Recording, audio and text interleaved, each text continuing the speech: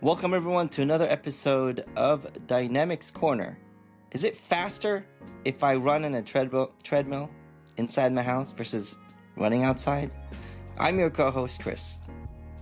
And this is Brad. This episode was recorded on August 7th, 2025. Chris. Is it faster? I think it's a matter how fast you're running. Well, it depends. The environment too, right? Like if you're inside on a treadmill, it's consistent, maybe. Outside, you got the environment, you got the asphalt, maybe some trail. A little bit of difference. Some elevation. I see what you're saying. And just like the environment may impact your choice on where you're going to run, you also have choices when you're using Business Central to run Business Central online or Business Central on premise. With us today, we had the opportunity to talk about some of the differences between those two. We had two amazing guests. We had Alexander and Duilio.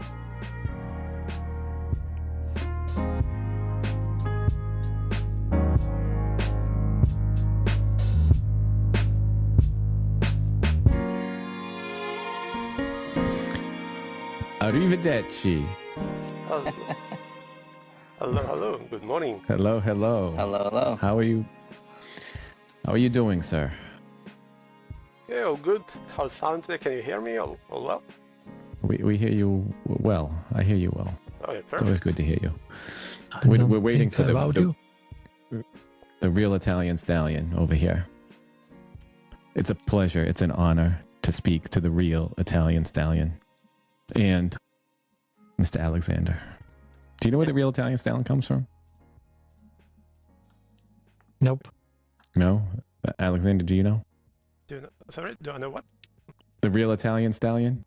Is it Rocky? No. I think Rocky Balboa. Balboa. It is. It's Rocky Balboa. So that's where the real Italian stallion comes from. You're the real Italian stallion, not Rocky Balboa. I'm honored of this title. Well, I say it to you all the time now. I didn't think you picked it up or if anybody knew, but that's what it is. So, no, it's good. We appreciate you both taking the time to speak with us today. I've been looking forward to this conversation for a long time because I have this question asked to me often. When I say often, it's probably almost daily now. Or I don't want to say almost daily, but it's several times a week. You know what that question is?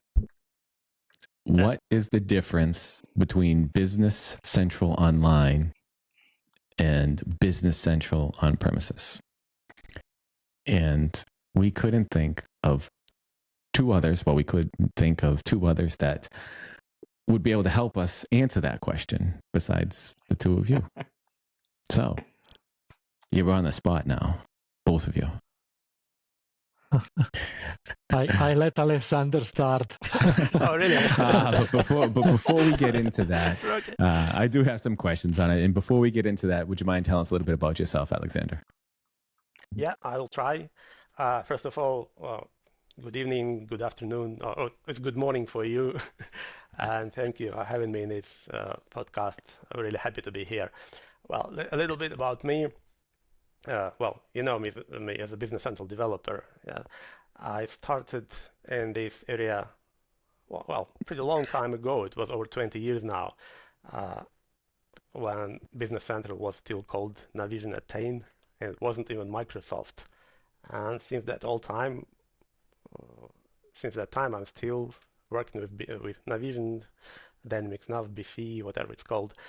Well, I've been in different capabilities. Let's say worked at an end client in consulting. For a while, we even worked with Duilio together, providing support for partners at Microsoft. Although Duilio was on the front line, I was hiding behind. In the development team, actually, like fixing those bugs that made it through the first line support. It's good to be behind the front lines, to be hidden in the back. I never envy those who are in the front, actually dealing with partners and clients. So Duilio was the hero. No. Yeah. Maybe you were fixing your own bugs. I don't know. That's a shot from the front line. That was good. I like that.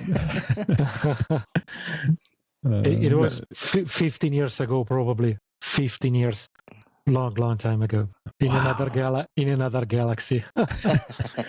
Time goes so quick. It moves. It feels like it moves fast. Duilio, would you mind telling us a little bit about yourself? Yeah, I'm Duilio Tacconi, and yes, I used to work in Microsoft, like Alexander, for more than 15 years, and then I moved to partner side, and at partner side, I'm more on the performance side.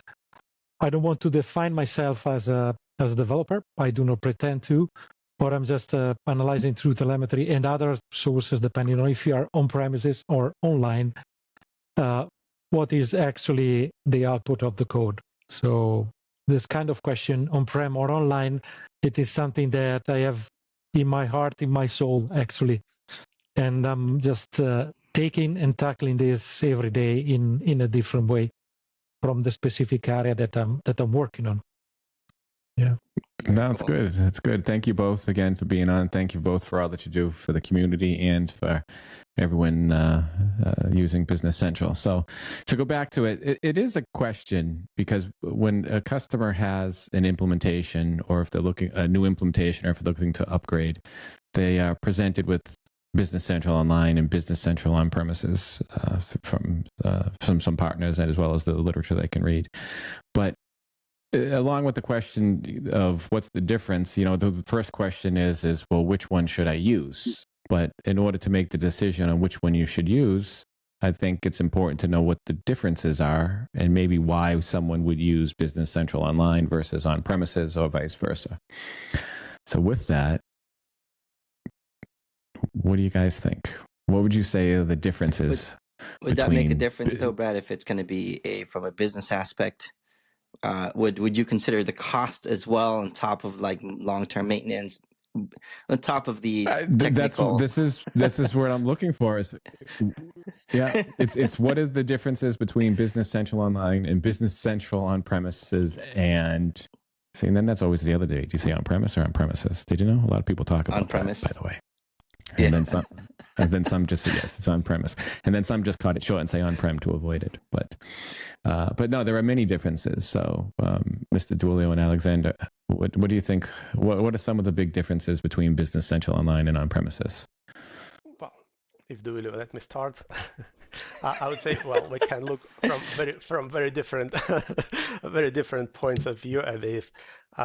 Maybe we can think first, like Christopher suggested, from a business perspective, from development, maintenance, costs, and so on. But I think the most important aspect right now, first of all, that if a new customer comes to you and asks if I should use on-prem or SaaS, the first thing to consider that they can't buy an on-premise license anymore. So I think the question is solved, basically. Oh, okay. Yeah. So we solved. We're done. We're done with the conversation.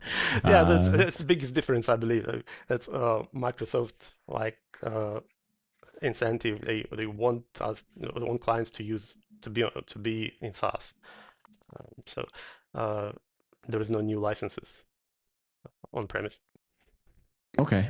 So for those that are using the existing versions and they want to move to Business Central Online, there still are some differences from those using Business Central on-premise and Business Central Online to maybe make the move to Business Central Online if they're on-premise, vice versa, if they have the licenses in place or if they do have licensing for it as well.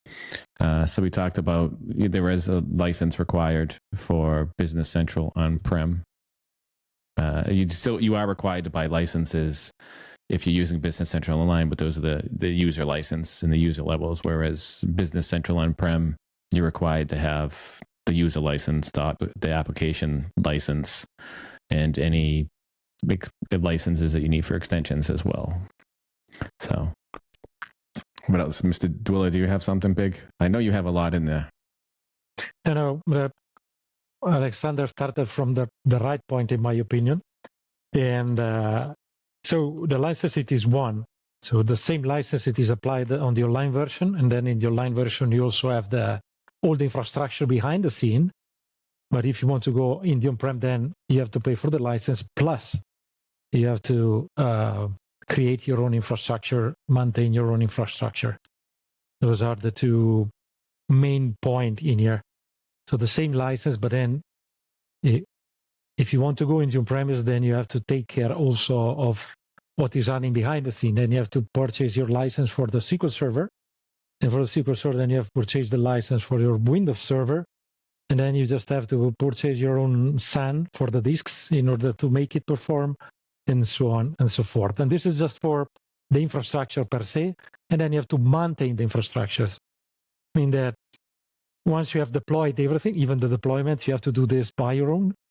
Once the deployment has been done, then you just have to schedule your own maintenance for the SQL Server, reindexing, update of the statistics, all the jobs that you want behind the scene. Everything it is upon you, included the typical maintenance that you have to do on the SQL Server and on the Windows Server from a security perspective or using a patching strategy. All of the things that I told you has been performed and done by Microsoft under the umbrella of the Dynamics 365 Business Central online version. So this is one of the two big differences. Don't you have to do the IIS and web services and SSL and DNS, all of that, right? Yeah, right, completely. And Wow. then you have to take care of everything, even if your infrastructure, because this is part of your infrastructure. Even if your infrastructure might have some problem on security, then you have to do penetration tests. This is what Microsoft also does by itself in order to say, okay, is my online version secure enough? And if it's not secure enough, then they will add much more security substrate, software substrate or controls or whatever it is. And it is continuing, evolving, upgrading, updating. That is one thing. That sounds like a big one. We're starting off pretty big with a big difference. So one of the differences with online, you don't have to be concerned with the infrastructure. With on-prem, you have to be concerned with the infrastructure. And again, someone may need to use it and they may have an infrastructure. But when I think of maintaining infrastructure, you also have to have the individuals to maintain the infrastructure. So that's what just came to me when you were saying that, as you're thinking of all that you have to work with, is there's a person that needs to do all Human this, not costs. just the licensing. Yes, just not the licensing for it as well, which is quite, it's interesting now that you put it in that light. Wow. What are some other differences? Are there any differences within the application? We talked about the licensing. That's a difference. And as I alluded to, I know one thing I'll throw in there is if you create extensions, PTEs for yourself, or if you have somebody do them for you, then you need to also pay for the objects like they used to do in the old days, I guess. But we all have been working with it for a long time. Someone new may not understand, but the extensions that you create are also required to pay for those objects as well, for those extensions that you use, correct? Yes, that's right. Yeah. And if you're online, it's not necessary to use those. So with that, geez, we'll go there. We'll keep going. So what are some other differences that stand out? Is there anything from the application point of view? The platform is a big one, or like you said, the behind the scenes, the infrastructure is a big one. AI out of the box is one thing, actually. All the AI feature, the one with the artificial intelligence that are in the online version, all of those one are going with under the umbrella of the online version. This one are not available to be used on the on-premise. In the on-premise, you still can, but you have to provide your own development and then connect to your own AI spots and so on. And if I may add, it's not only about AI, it's basically any Azure services, because we can't talk about Business Central right now. Another big thing that Business Central, when we talk about Business Central on-premise, is kind of standalone application. So we install it, we use it. Now, like why Business Central has become Business Central and was not Navision anymore, because it's a different kind of probably application, because it's part of a bigger ecosystem, what all the whole Azure infrastructure, and we have easy integration, simple integrations with lots of Azure services out of the box practically when we're online. It can be done, yes, it can be done on premise as well, but involves more of those qualified people who can set it up, who know how to do it, more penetration testing, more security concerns when we integrate on-premise network with Azure. So Business Central Online comes with many benefits of those Azure services. Okay, so Business Central Online, you can have access to Azure service. Duilio mentioned AI. On-prem, you can have access to those services, but it requires someone to do some sort of development, whether you purchase something to do it or if you hire someone to do the development. What are some of the other features of the Azure services that are within Business Central that differentiate between on-prem and online? I can think of blob storage, file storage access, for example, if we want to use any storage online.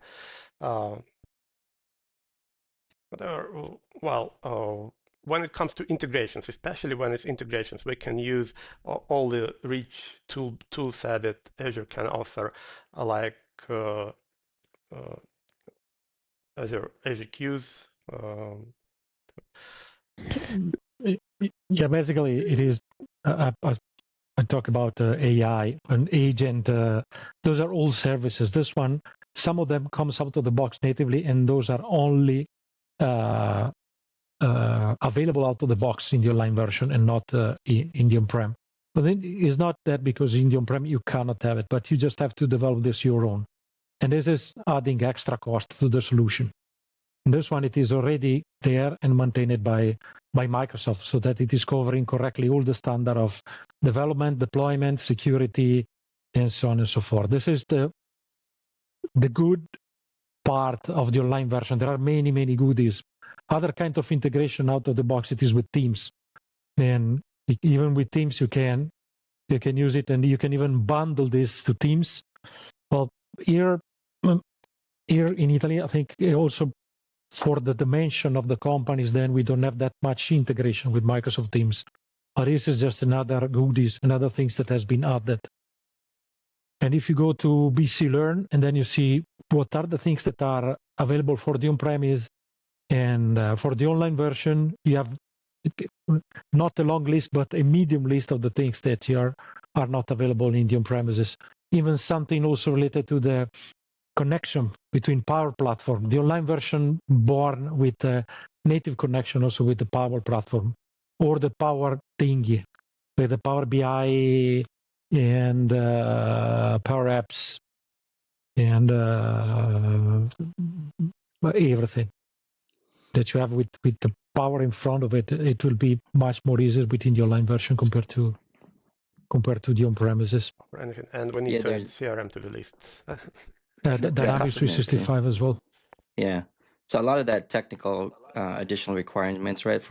I think you need gateways installed locally in your application server or somewhere in your network, and someone has to maintain that as well. Okay, so if someone's looking to use AI with Business Central, I know Microsoft keeps adding features and functionality. Like now, as you mentioned, the agents, sales order agent, payables agent, and they have other Copilot summary now. They have. I'm still waiting for that autofill to work, but we'll see. I'm hoping. I'm waiting. I keep trying. Every release, I try to see if I can get that to fill something from outside for an address or something to see. So if you're looking to have any integrations, it's not to say that you can't do it with on-premise. It's just a little bit more effort to connect to any of the Azure services that we spoke about. And if you don't need it, I guess you can take that consideration off. But in my opinion, just to throw it in there, just to add something, thinking about that, you may limit yourself. You may not need some of those services today, but you have to think about the future as well, and what it would take to use some of those services. And So someone who's looking to use that natively, as you had mentioned, without having to hire or pay for someone to do the development, which again, you may have a reason for that, which is okay, just to keep that in mind to consideration as well. And with that, is there anything else that stands out for either one of you? The differences between them with on-prem version and online version? Well, we can. Yeah. Oh, sorry. Go ahead. We mentioned a little, like we touched upon the development side. We said that on-prem, for example, we need to pay for additional objects when we develop customized anything, which we don't need to do in SaaS. But there is other side of it. We are more flexible on-prem in what we can do, what we can access. We can access file system, for example, which we obviously can't do in SaaS. The file system doesn't exist. Want to store anything, use blob storage, file storage, those Azure services. .NET control, .NET add-ins. We want something really custom. We need to full flexibility or a full power of .NET. We can do it in when they deploy on-prem. In the cloud, no, we are very much limited. And if we want to do something like this, we have to think about contributions into the system app, because only system app can access .NET, actually. I had this kind of problem when we needed integration by FTP, for example. Until recent time, thanks to one recent open source contribution in Business Central, now we will probably have FTP access or FTP services in Business Central system app, but previously we didn't have. So it was quite a problem to access an FTP server from Business Central. So that's a big point. So if you're working online, access to the local file system doesn't exist because it operates outside of your network in a sense, so you don't have access to it. So if you needed to do some FTP integrations, as you'd mentioned, that's a common one that I see, where there's some challenges with online. You have to, as you'd mentioned, use some online storage, and then from that online storage, exchange the files. Whereas on-prem, you can work with the local file system and then be able to exchange the files through there. And then you mentioned another one as well. You mentioned if you needed to use some, when you mentioned use .NET controls or any other custom controls or apps. What do you mean by that? Well, any kind of .NET development, like what was it?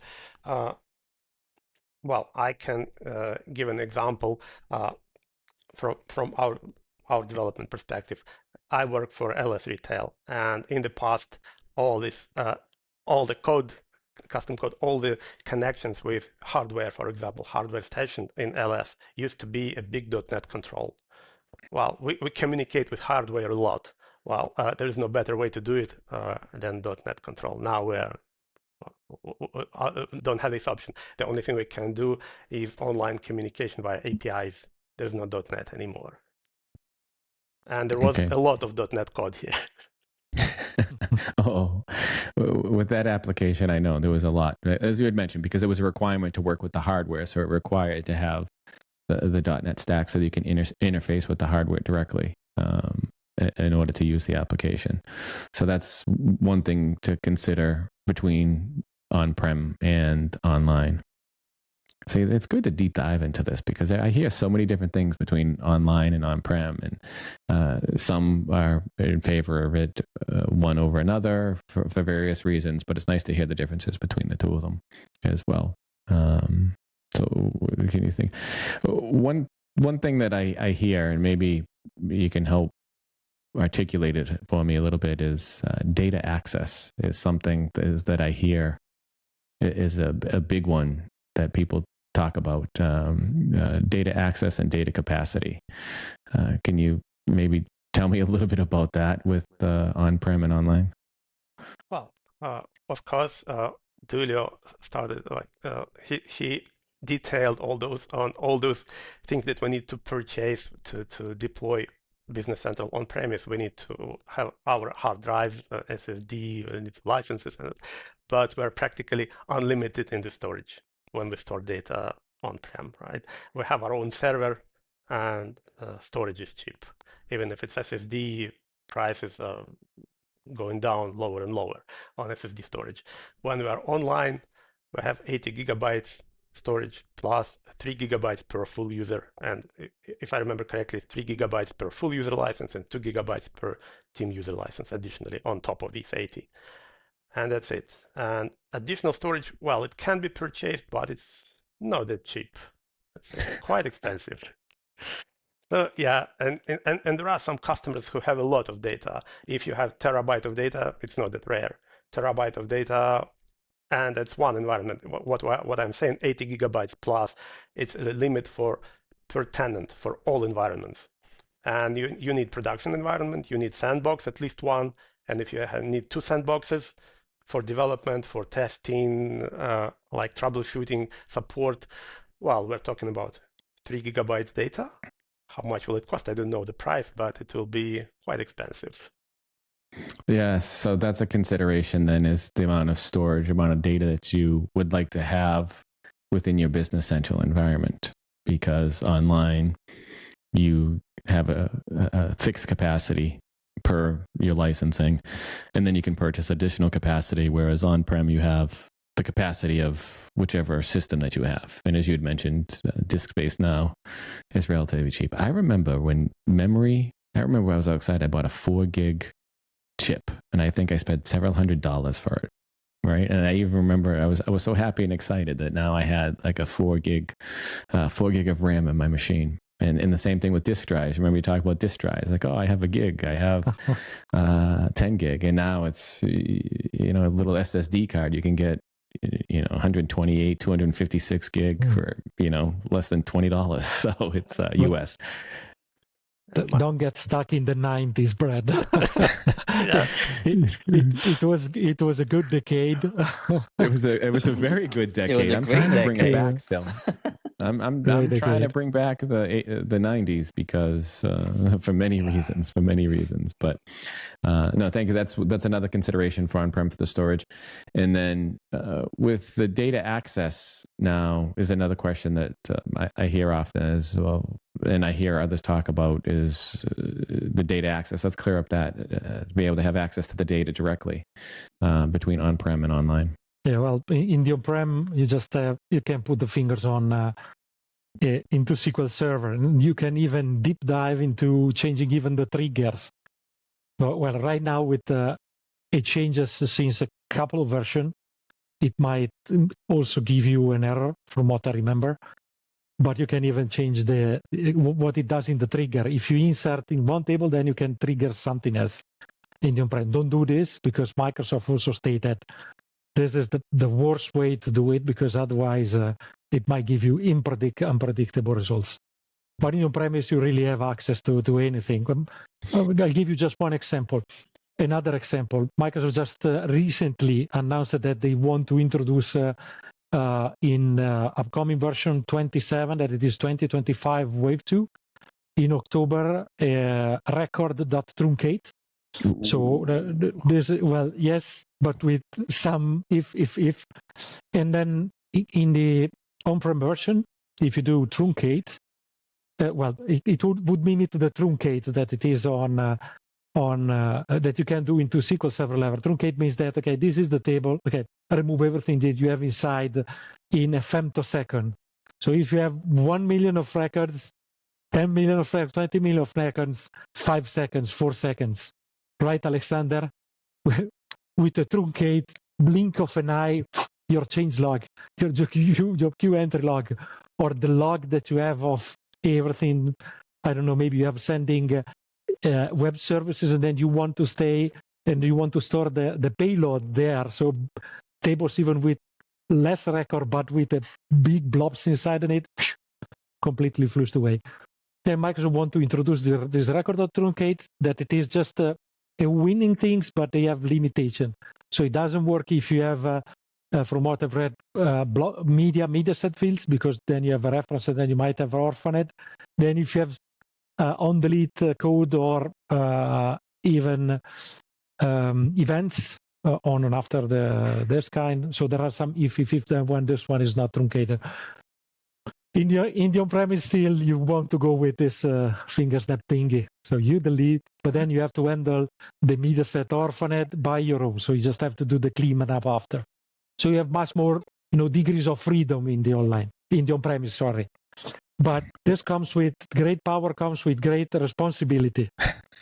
You know what it means. That's true. I know what that means. I know it is true, and a lot of times individuals don't remember that as well as you mentioned. If you're just doing a quick truncate, you do also have the media sets or other links that may be associated with those records as well that could get orphaned and create some problems. Go back to the record truncate. I read that recently, and I was excited when I read it. And also, it took me a moment to get my head around it because I think you can also use filters on that too. Right? If I read it correctly, it's not the same truncate as SQL. No. You can filter records and you can still delete a large number of records. We're using a filter instead of having to loop through and delete them. Or I don't know where. If you did like delete all. Yes, I have to still play with this, but from what it is written, the things that it does, it takes all the remaining record into a temporary table, does the truncate, and then inflate them there. So if you want to delete 10 records over 10 million, then it is a bad idea. But again, I haven't played with that right now, but if it is that way, then maybe it might be the way around. But anyway. I did remember reading that as well. Now that you mentioned that it copies the data off, cleans the table, and then copies the data back, or transfers the data back, I guess you could say. Yeah. But this truncate, yes, me too. I'm really excited. This works super well with overall your custom table, the one where you store logs or something that well, where you completely have the handle. And maybe you forget about this after 1, 2, 3 months and say, okay, how much records I have inside? Oh, 25 million, half of the database. Oh gosh. And then in the online version, it would be hard to have them deleted, even if you forget also to apply retention policies since the beginning, that it might happen. Yeah, no, that's good to go back to even what Alexander had mentioned in the beginning. If you have a sandbox environment, it goes towards the capacity. So if you need to copy your production to your sandbox, you can truncate some of those tables that you may not need for testing. Again, I'd be very careful to do any of that in production because of the data that you have in there, the records they need. But from a sandbox point of view, you may not need to have all of those entries or all of those transactions to do testing. And that way you're not using a lot of space that is limited and expensive online with those sandbox environments, which is good. Yeah, it's like Christmas. Whenever they publish the list of what's new or what's coming or what's planned, I guess you could say. List. It's like a Christmas list for me, and it's twice a year. So Christmas does come twice a year, just so everybody knows. It's when they release the what's new and planned for Wave 1 or Wave 2. Christmas wave. Yes, it is. We'll have to ride that wave. Another thing, and I'll throw this out there. If you have anything else to add, you can jump in and add it as well. But my mind races with all of the questions that I get asked because I get the opportunity, thankfully, to speak with many people, and I get asked many questions. And Duilio will hit this one. Are there any performance differences between online and on-premise? Actually, that's all. I have to go. Sorry.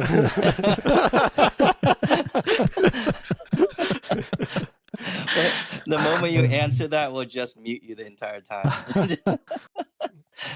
This question is very much linked to the previous one for me, and it's my pain actually, because Duilio said we can define triggers when we're working on premise. We can define triggers directly in the SQL tables. Never do this, but I must admit, I must admit, I've done this. Yeah, and not only me. You did it. You did it. Guilty. Yeah. Guilty. Yeah. I am guilty. Yeah. But why I did this? Exactly because of performance problem. It was a project where pretty large database running something around 100 companies, 80 or something like that. and there was a job task that was aggregating data from all these companies into one single table that must contain all the aggregated data for reporting, basically. Because if we try to set up any kind of Power BI aggregations or Jet reports or whatever from dozens of 80, 100 companies, it will be, well, let's say it will not perform. So it was a nightly task that was collecting data from all these companies into one aggregated table. And yes, it was SQL stored procedure. It wasn't a trigger, by the way, it was a stored procedure. And I know when we're talking about migration, for example, from on-prem to cloud, at least there is at least one category of customers I know of who don't want to do this exactly because of performance problems and direct data access. They have their own stored procedures because they have large jobs running overnight, like stock planning, for example, inventory plan. AL is never going to perform as well as fine-tuned stored procedure written specifically for a task, right? Because we steal from AL, we can work with small bits of data. We need to send a large number of queries to the database. Well, when it's a stored procedure, it's going to be faster anyway. And yes, they have their own stored procedures. In my case, I found a way around it, let's say. Still managed to do it. I ditched that stored procedure, so moved it online somehow. But there are clients who really very reluctant to move to SaaS because they have their favorite stored procedures fine-tuned very fast. And if they move to SaaS, they're limited to AL, and it's much slower. That's a problem of lack of the direct access, and why it's very much linked to performance. Yes, and this is not only AL, even with the classic client or other ones will be the same things. With this stored procedure, if you go down, like Alexander stated, you cannot be faster than this because it is everything it is done server side, everything completely. So you don't have any kind of interaction between a client and then server. Yeah, don't move any data between Business Central and SQL. Everything done there. Completely server side. And yes, we also have some kind of remaining. This one, there is one that it is more or less doing the MRP during the night with stored procedure, but those are really corner cases from very releases in the back. I was joking when I was saying I have to go out, but it is the performance of the online version. It is getting better and better release after release, and you always running on the latest version of SQL Server. And SQL Server in the latest version always have goodies that you can take care of. And then also AL, it is right now that it is since NAV 2013, it is SQL Server only. It might take with this short life cycle that you have, that it is 1 hour and a half. So I think it is the flexible, it is not modern life cycle. The modern life cycle, it is going out of support every 2 versions. So the third one will make it the third one out of support. This means that even the SQL Server version that in the SQL system requirements or better, the compatibility version that was supported, it is moved higher and higher in a very lower time frame. This means that you can support features that have been introduced with SQL Server 2016, 2017, and onwards. Otherwise, for compatibility reason, you cannot do it. This means that you can support, I don't know, there is one thing that it is maxed up, it is DOP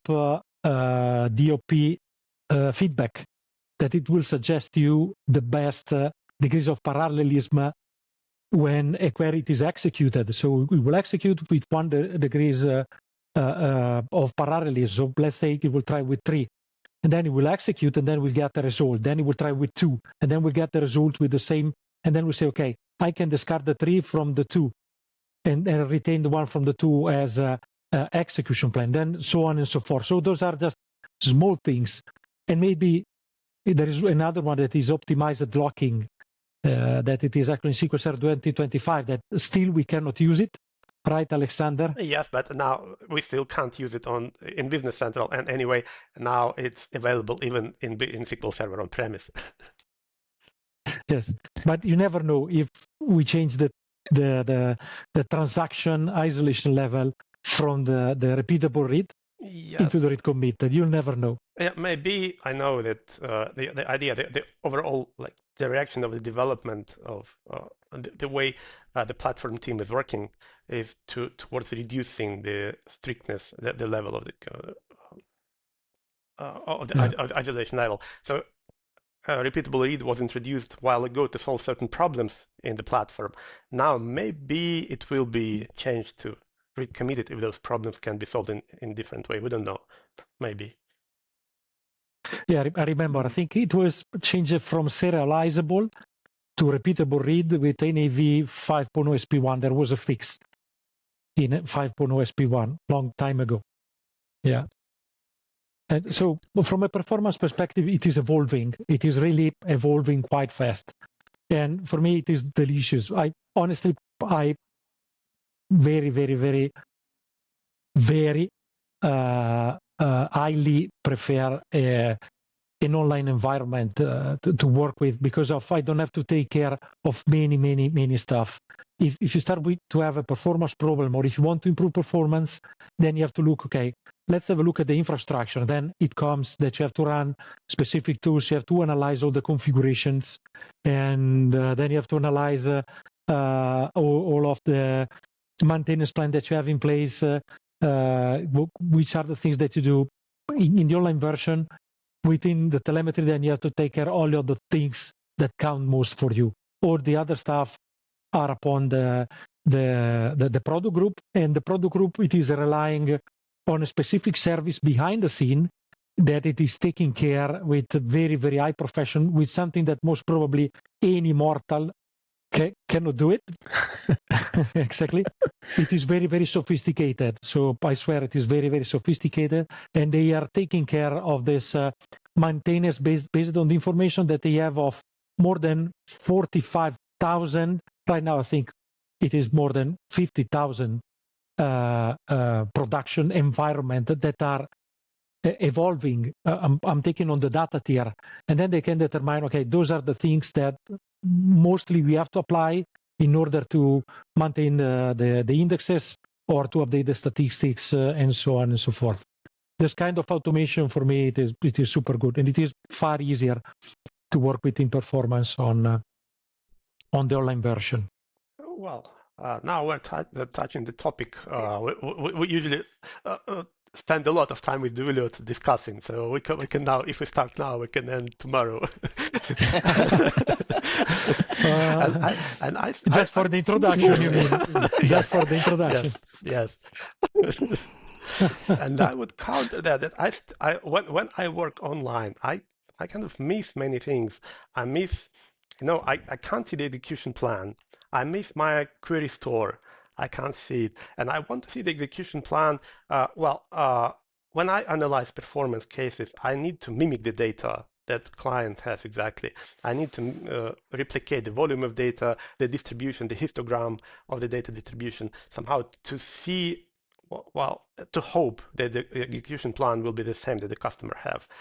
While on premise, I can connect, run this query even on the production database or a copy of it, and I can see the execution plan that will be executed exactly in this case.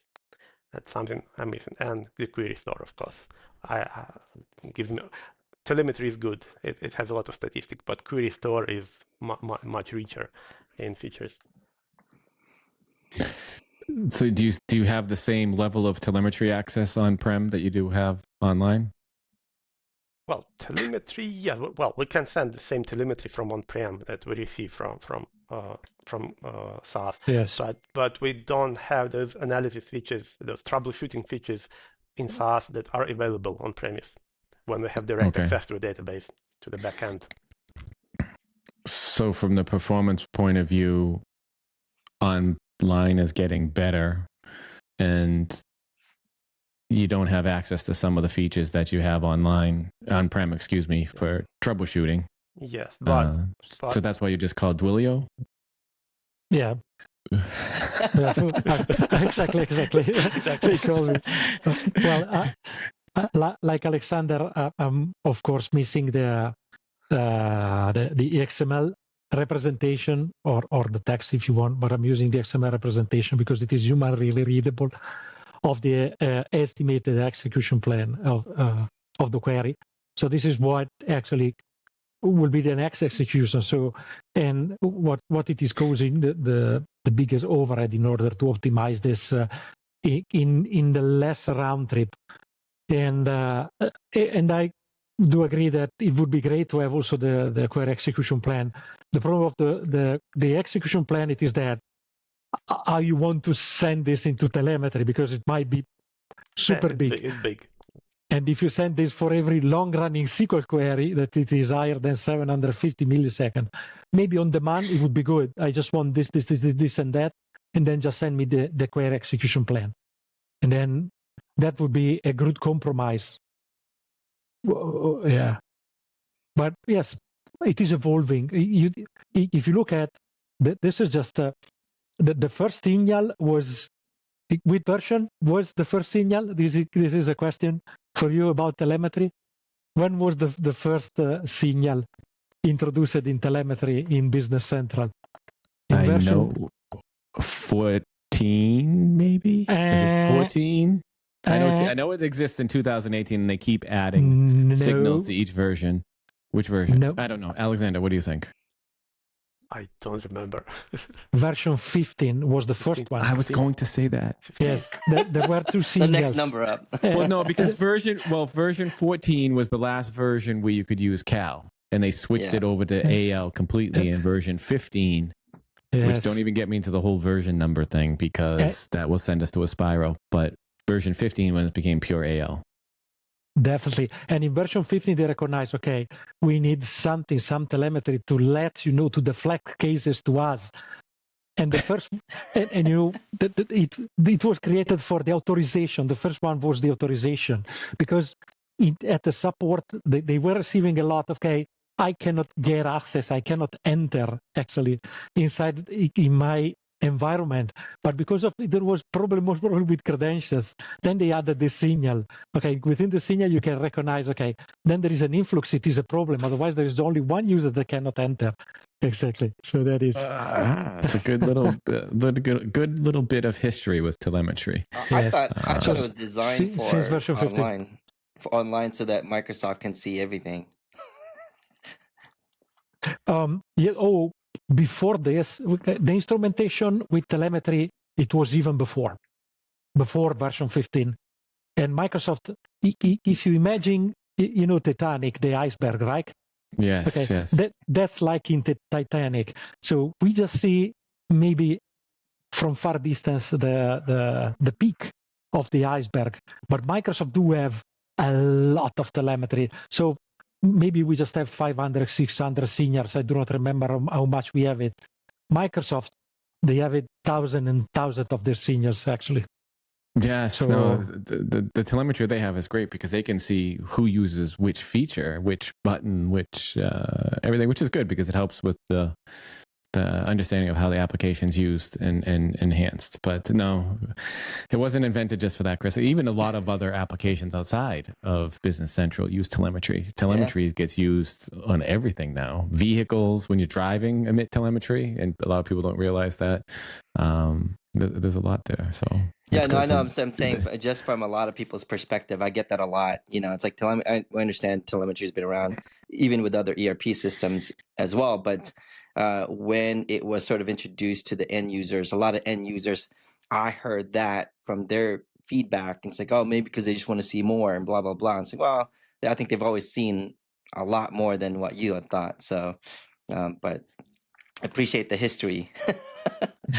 Yeah, we had a little history lesson. We should start a trivia in every discussion that we have. So to go back to the performance, it seems to be questionable, right? Between the two, depending upon what you need. But Business Central Align is pretty performant. If you have large systems, you maybe have a little bit more on-prem. Is that what I'm hearing? Or Yes, a little bit. But on the other hand, well, it's an exhaustible topic actually, because we yet haven't mentioned two things. First, scaling.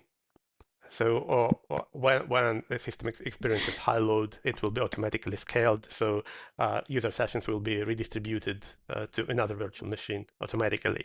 That happens behind the scene in the cloud, right? So that's also good for companies, I would say, that experience spikes in workload.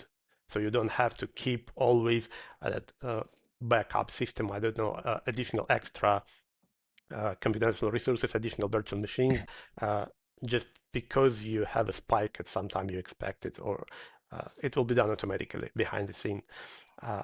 And another thing that we have is scale out to the in SaaS. We always have that copy of the database, which can be accessed in read-only mode from queries and from pages. So these queries will be redirected to a copy of the database that will not affect active users posting something or entering data. And the reports. Reports as well. So that's a good call out, because the scaling is important, right? So as you know, some organizations where they may have seasonality, where they have a lot more volume, rather than if you're an on-prem, you kind of have to manage that and expand that to accommodate that little small, maybe a seasonal kind of component, and then and you're not oversizing your environment just for that 2 months that you may need. Where Microsoft, if it's a business, the BC Online version, it would just do that for you. And so that's, again, another technical debt that you may not want for on-prem. you go ahead, I can tell Mr. Sir. One word: Black Friday. Yes. Yeah, exactly. Yes. So during Black Friday, there is this high volume. Everyone that is doing this kind of integration with web shops, they have this kind of Black Friday craziness. Then you will see we will touch with own end in a scalable system. What does it mean when you have to scale this kind of multi-tenant proposition? So they will add more and more and more horsepower in order to make it work during the Black Friday. Yeah. There's two key points that you mentioned, Alexander, but I want to first go with them in order, because I have a question on the scaling. So we understand that the system will scale based upon the spikes or the influx of volume or transaction or load, I guess you could say. Is there a limit to that? Is there a limited to the duration? So if you have or is it just scaled to the use of your system as you use it? Are you aware if there's a limit to how much it can scale? I don't know. Once I think we spoke about this. Sorry, go on. Yeah, sorry, I didn't mean to cut you off, Alexander. There was a session that I went to that they talked about that. There's a threshold, a percentage, where if I believe it was like 80%, as it stays consistent at 80% utilized, and as it creeps up, then they would go ahead and create a VM for you. And it's a specific duration of time where it goes below that, is below a specific threshold, then they will go ahead and take that VM away because you're no longer using it. I remember seeing that slide somewhere, maybe a couple of years ago, directions. It's 60% actually, and there is a perfect 60%. Oh, yeah, and okay, there is even lower. A series of podcasts under Business Central under the hood, and there is one episode where Christian Heidedam was talking about exactly this topic. He mentioned these thresholds. Yeah, when it's consistently, when the virtual machine utilization is consistent over 60%, there's another one created, and the load balancer will start redirecting balancing user sessions between these two machines. If the two will be above 60%, now another one will be created, and so on. And theoretically, well, they don't mention any limit to this. If there is any, sky's the limit, probably. But maybe there is some limit to how much resources the client can consume. But well, to the best of my knowledge, it's not published, at least. Okay.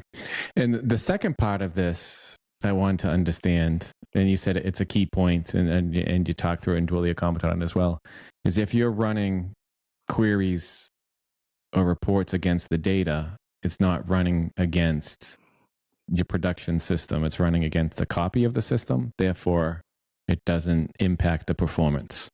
Yes, it's actually there is a property in reports, queries, and pages, as far as I remember, so we can specify exactly. So this report will be reading data from a scale-out copy, not accessing the actual production database, but will be accessing only the reporting copy. See, yes, and will be only API queries and API pages, just to be precise. Okay, so it's only the API queries and only the API pages.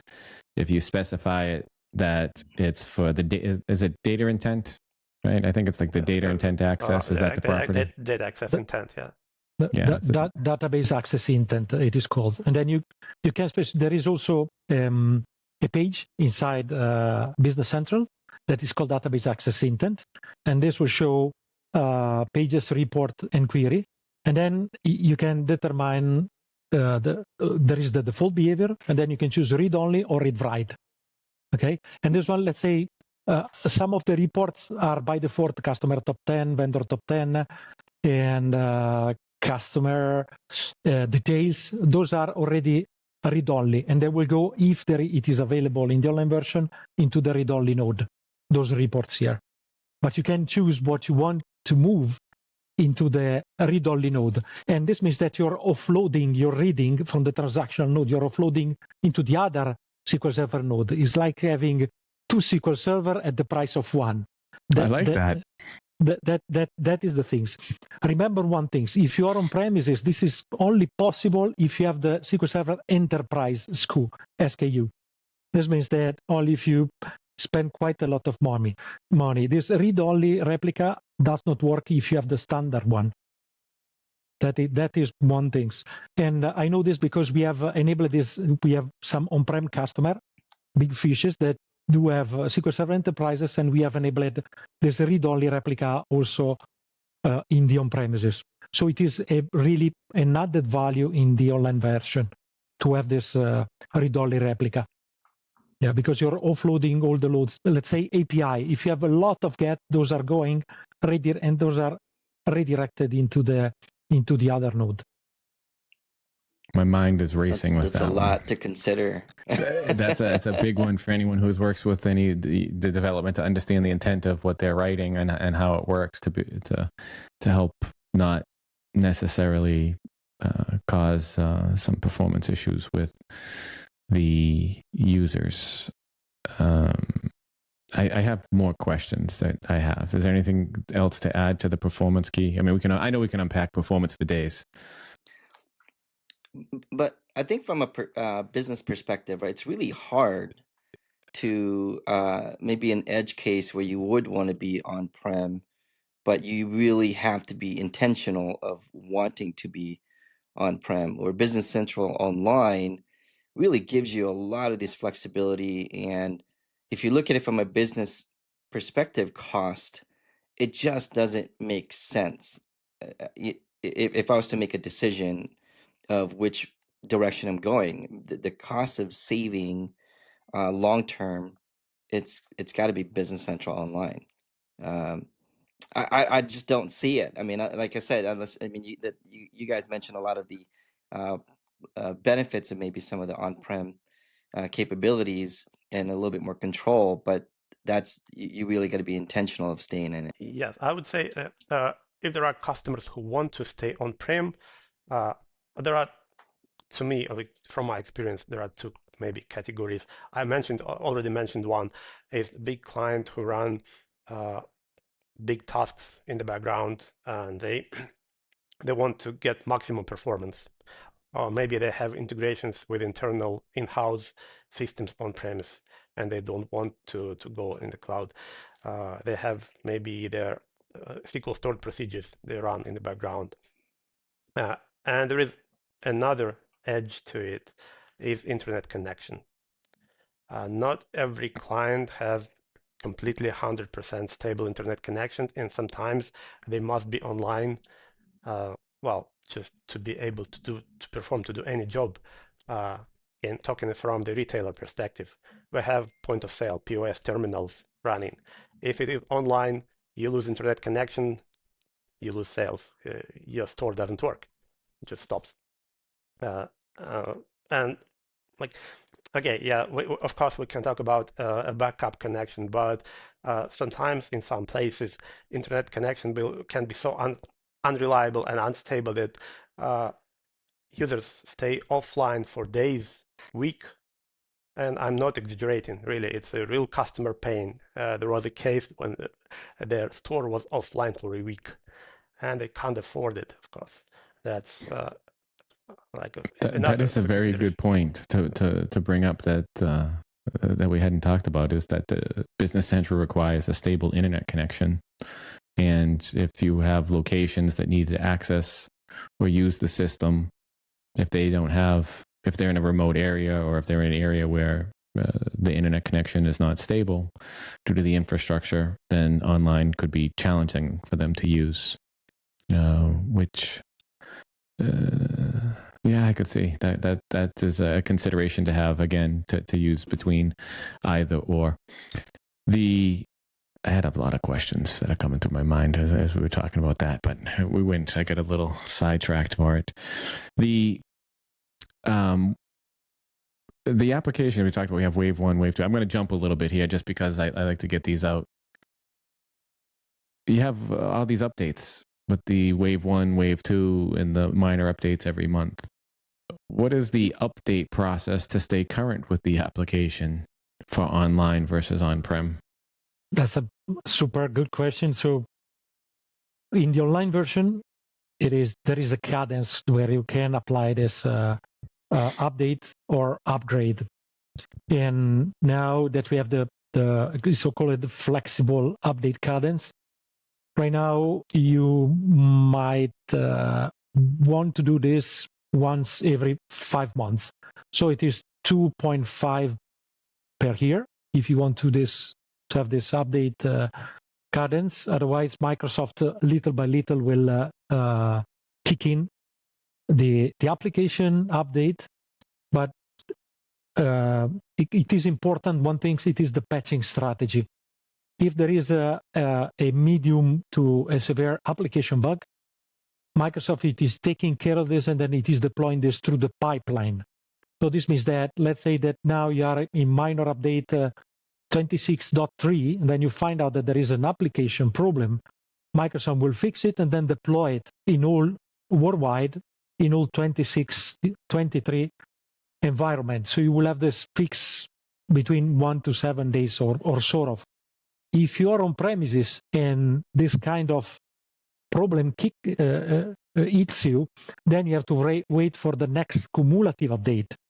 So this means that if this one, we discover this by, let's say, the 1st of this month, then the application update for the on-premises version, you have to wait for September in order to have this available. Then you have to pick it up, and then you have to deploy this yourself. That is one of the big goodies that where the online version, it is working far better and flawlessly compared to the on-premises version. Big goodie, which comes with a pinch of salt, I would say. Exactly one that we discussed tomorrow, or yesterday, sorry. And that's you're not in control of these updates completely out. You have and you don't even know if it's going to be applied next night. Because if you're running your night or heavy job, your MRP planning, your stock planning, aggregation, whatever it is, the moment this patch comes in, your job stops.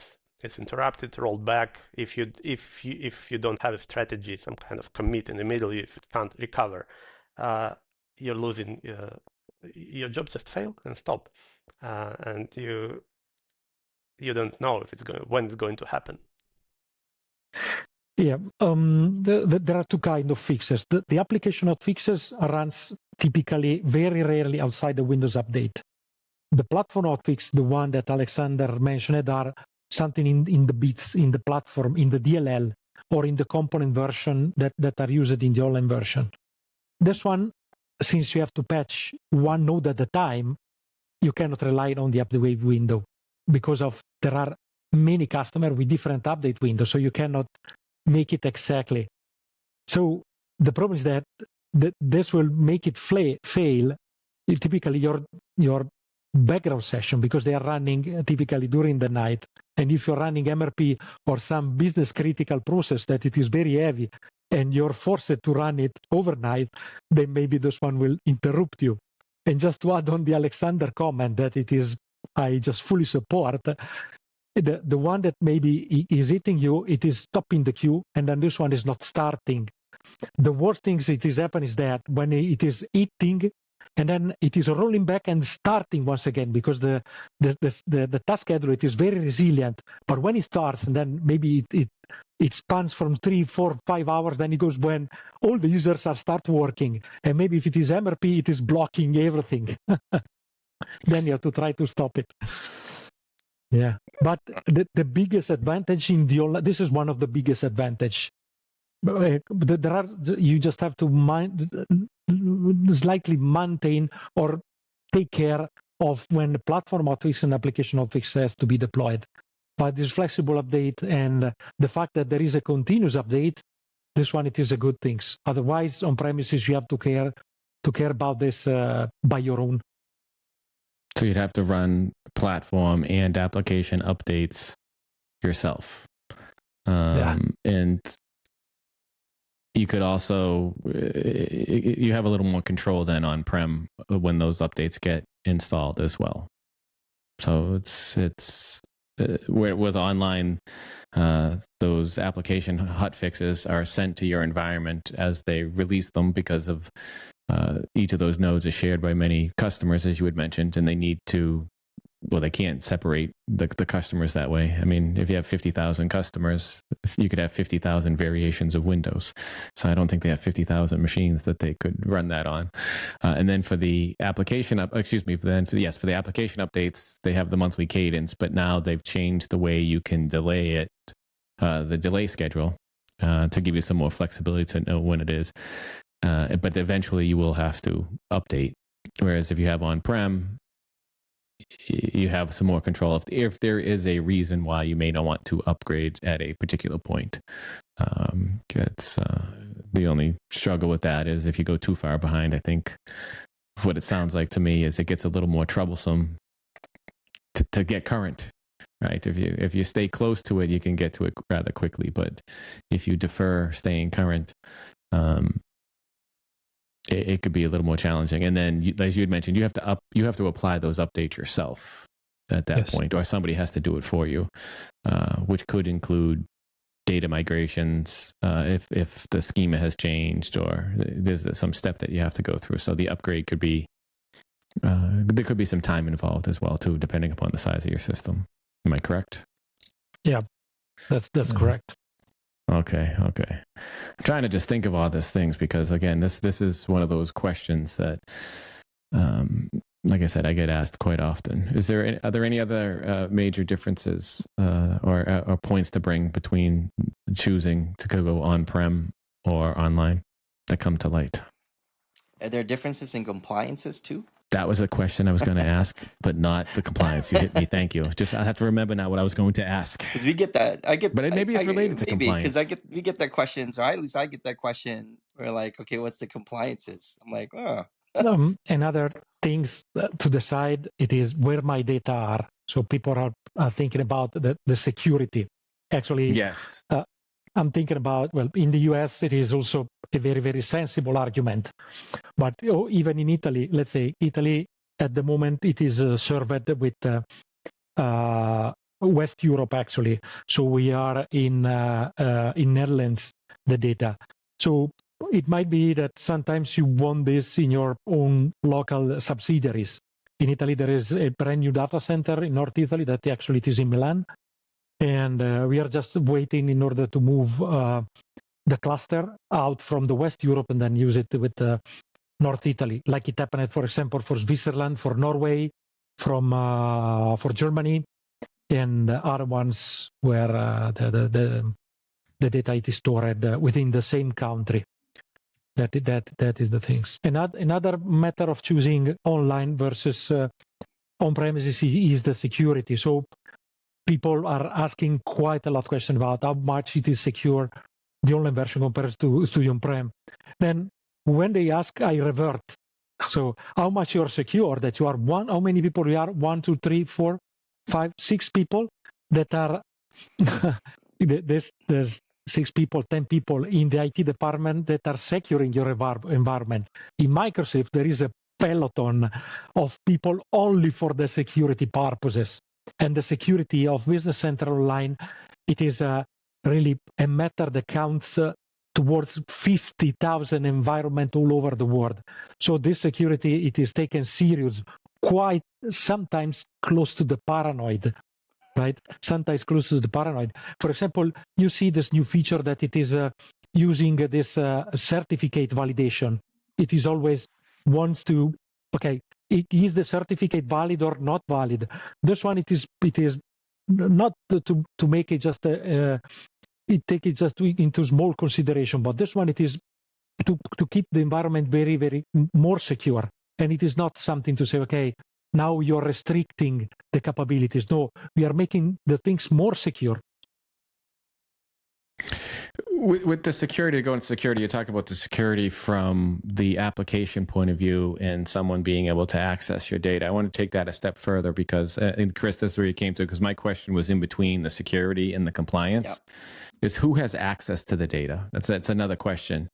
So with on-prem, you can control who has access to your data from your infrastructure, who has access to your data, or who can see your data based upon the security of your SQL server. What about online? What considerations are to make sure, because it goes into some compliance issues and also some security issues, is who can see my data? So now I have my data stored online somewhere. And again, this is a question for any application that's online, right? It's not just Business Central Online, because we are all just trusting that we're putting our data in the cloud somewhere. And the data that we're storing may be sensitive. It could be personal identifying information, could be banking information, could be all sorts of information like that. So now, what's in place to control that for online versus on-prem? I don't know who exactly has access from Azure, because it's all stored somewhere in Azure. I can say that nobody in Microsoft development or support team has access to customer data for sure. Even when you raise a support ticket to Microsoft because you have problems with the data or some issues, support team cannot access this data, even for troubleshooting or whatever. They just don't have this access physically.